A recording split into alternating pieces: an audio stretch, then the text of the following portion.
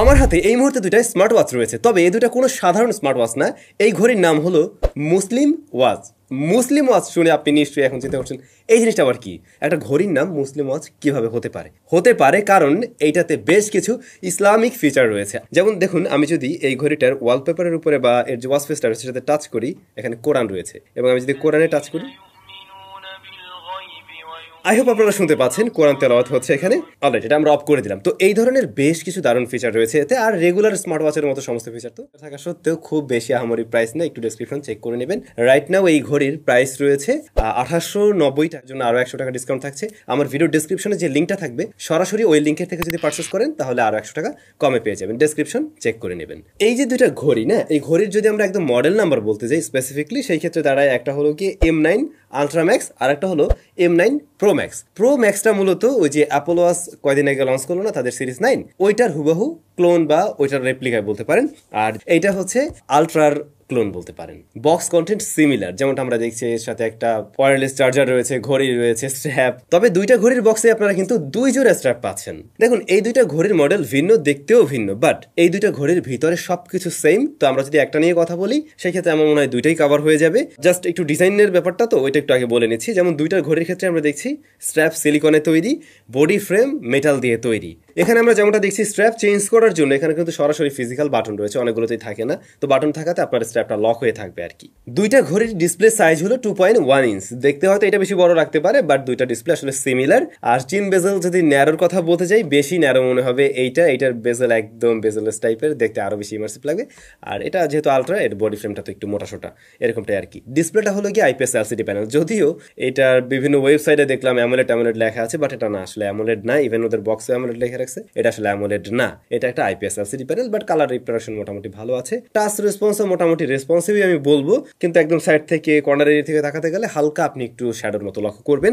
আর brightness ইনডোরের জন্য তো একদম ঠিকঠাক আছে, বাট আউটডোরে যে জিনিসটা হয় ডিরেক্ট সানলাইট পড়লে একটু স্ট্রাগল করে দেখা যায় আর কি, কিন্তু আর একটু ব্রাইটনেস থাকলে ভালো হতো।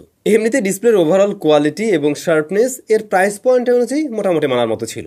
ফাইনালি আসা যাক এই ঘড়ির নামকরণে, মানে মুসলিম ওয়াচ কেন বলা হয়েছে, কি ধরনের ইসলামিক ফিচার আপনি এখানে এক্সট্রা পাচ্ছেন। ফার্স্ট অফ অল, কোরআন তেলাওয়াত আপনি এখান থেকে শুনতে পাবেন, নামাজের সময়সূচি সেট করতে পারবেন, কেবলা কোন দিকে সেই বিষয়টাও কিন্তু আইডেন্টিফাই করতে পারছেন। মানে এটাতে কম্পাস রয়েছে এবং কম্পাসটা আসলে কাজ করে, যে কারণে আপনি কেবলা কোন দিকে রয়েছে সেই বিষয়টা কিন্তু ফাইন্ড আউট করতে পারছেন সহজেই। তাছাড়াও অ্যালার্ম সেট করে রাখতে পারবেন এতে, এবং অ্যালার্ম টাইমে আপনি ধরেন নামাজের সময় অনুযায়ী অ্যালার্ম দিয়ে রাখলেন এবং ওই টাইমে এটা কিন্তু আজান দেয়। আপনাদেরকে একটু আমি শুনিয়ে দেখাচ্ছি। এই মুহূর্তে 4:30 বাজে, আমাদের 4:31 দিকে অ্যালার্ম সেট করা আছে এবং তখনই আজানটা হওয়ার কথা। দেখা যাক কি হয়।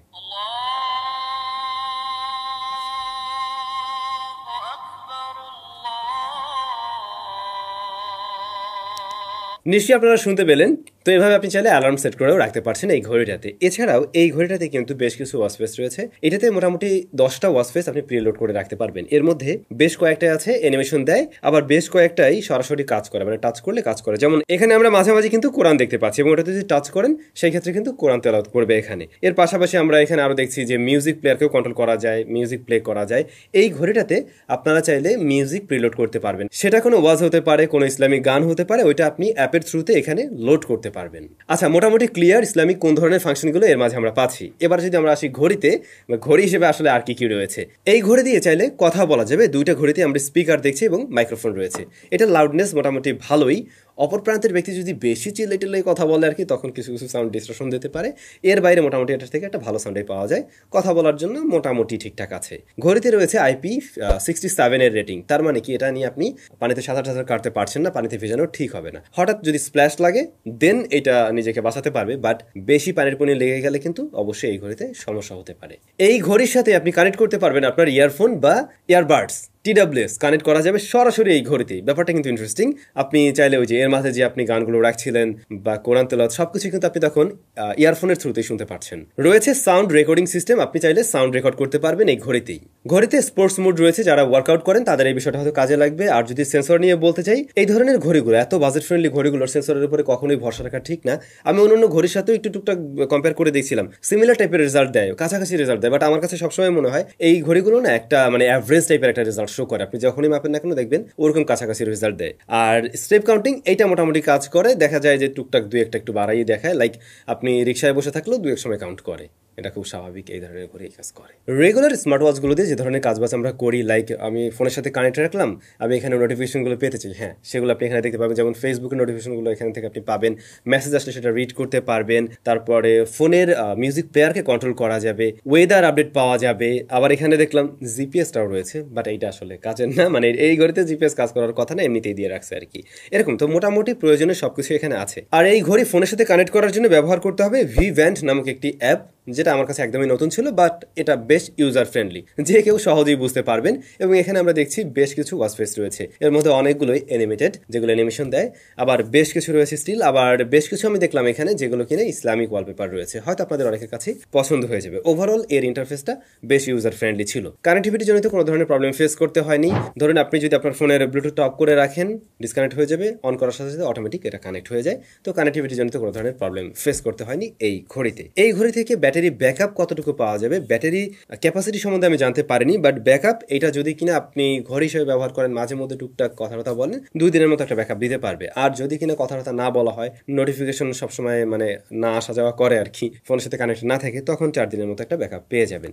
ব্রাইটনেস কমিয়ে রাখলে আসলে মোটামুটি ব্যাকআপ পাওয়া যায় এর থেকে, বাট ব্রাইটনেস বেশি বা একদম সর্বোচ্চ থাকলে অবশ্যই ব্যাকআপ কিছুটা কম পাওয়া যায়। এখন অনেকের প্রশ্ন থাকতে পারে, ভাই আসলে আমি এই দুটার মধ্যে থেকে কোনটা চয়েস করবো? ভাই দুইটার ভিতরে কিচ্ছু আলাদা পাই নাই, দুইটার ভিতরে সবকিছুই সিমিলার সেম, জাস্ট আপনার ডিজাইন কোনটা বেশি ভালো লাগে। আপনি যদি একটু স্লিম, একটু ছোট হাত হয়, চিকন হাত হয়, দেন আপনি এটা চয়েস করবেন, অর্থাৎ যেটা হলো M9 Pro Max, এটা ছোটখাটো আছে। আর যদি একটু বড় টড়ো পছন্দ করেন, একটু রাগেড স্টাইলের কোনো ঘড়ি আপনার পছন্দ হয়, দেন অবশ্যই আপনি M9 Ultra Maxটা চয়েস করতে পারেন। এখন এই দুইটা ঘড়ির বেশ কিছু জায়গায় আমরা মোটামুটি ভালোই দেখলাম, স্পেশাল ফিচার রয়েছে, বিশেষ করে এই যে ইসলামিক ফিচারটা হয়তো অনেকের কাছেই ভালো লাগবে। এই সমস্ত জায়গাগুলো অবশ্যই ভালো, তবে এর সাথে যদি একটু ওয়ারেন্টি থাকতো, মানে এখন তো জাস্ট 7 ডেজের রিপ্লেসমেন্ট ওয়ারেন্টি দিচ্ছে রেনবো গ্যাজেট, বাট যদি আর একটু লং টাইম এটার সাথে ওয়ারেন্টি পাওয়া যেত, ডেফিনেটলি ভালো হতো। আর আসলে এই ধরনের ঘড়ি যদি একবার টিকে যায় তাহলে টিকে যেতে পারে, আর নষ্ট হয়ে গেলে তো আসলে কিছু করার থাকে না। এই জন্যই বললাম ওয়ারেন্টি থাকলে ভালো হতো। এই আর কি, 2500-এর মধ্যে লক করতে পারলে আমি হয়তো তেমন কোনো কমপ্লেনই করতাম না আর কি। যাই হোক, আপনাদের কাছে কেমন লাগছে এই ঘড়িটা মাস্ট কমেন্ট করে জানাবেন। সবাই অনেক বেশি ভালো থাকবেন, দেখা হচ্ছে আবারও নতুন কোনো ভিডিওতে।